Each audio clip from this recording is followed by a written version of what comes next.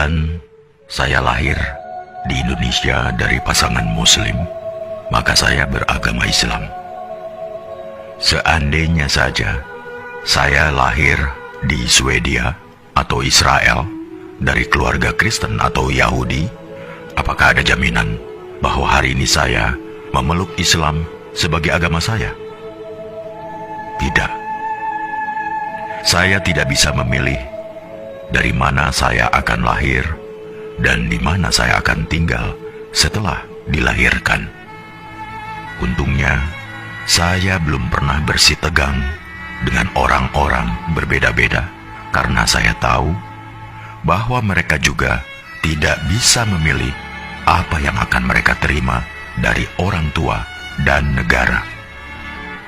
Setelah beberapa menit kita lahir, lingkungan menentukan agama, ras, suku, dan kebangsaan kita. Setelah itu, membela sampai mati segala hal yang bahkan tidak pernah kita putuskan sendiri.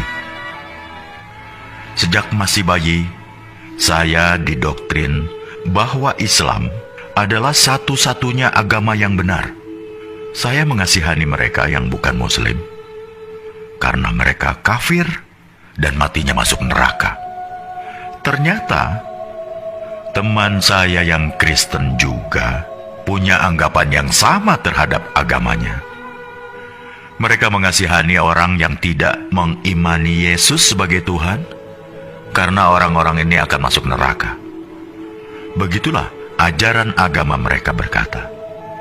Maka, bayangkan, jika kita tidak henti menarik satu sama lainnya agar berpindah agama. Bayangkan jika masing-masing umat agama tidak henti saling beradu superioritas seperti itu. Padahal tak akan ada titik temu. Jalaluddin Rumi mengatakan, kebenaran adalah selembar cermin di tangan Tuhan. Jatuh dan pecah berkeping-keping. Setiap orang memungut kepingan itu, memperhatikannya, lalu berpikir telah memiliki kebenaran secara utuh. Salah satu karakteristik umat beragama memang saling mengklaim kebenaran agamanya. Mereka juga tidak butuh pembuktian, namanya saja iman. Manusia memang berhak menyampaikan ayat-ayat Tuhan, tapi jangan sesekali coba menjadi Tuhan. Tidak usah melabeli orang masuk surga atau neraka, karena kita pun masih menghamba. Latar belakang dari semua perselisihan adalah karena masing-masing mengklaim golonganku adalah yang terbaik, karena Tuhan sendiri yang mengatakannya.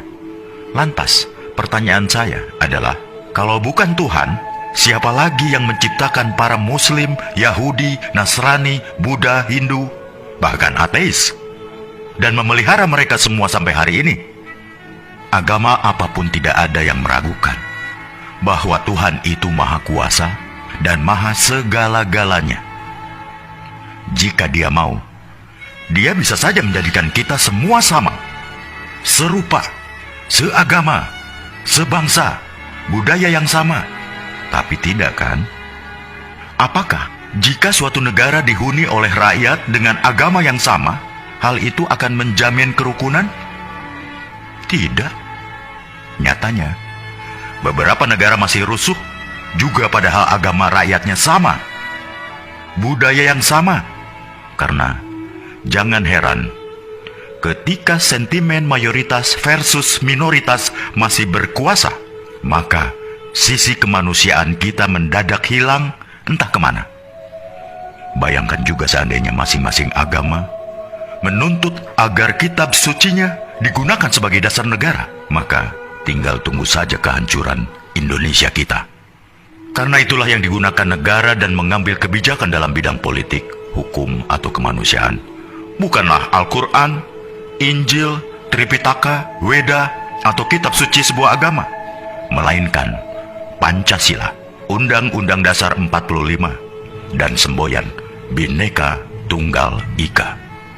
Dalam perspektif Pancasila, setiap pemeluk agama bebas meyakini dan menjalankan ajaran agamanya.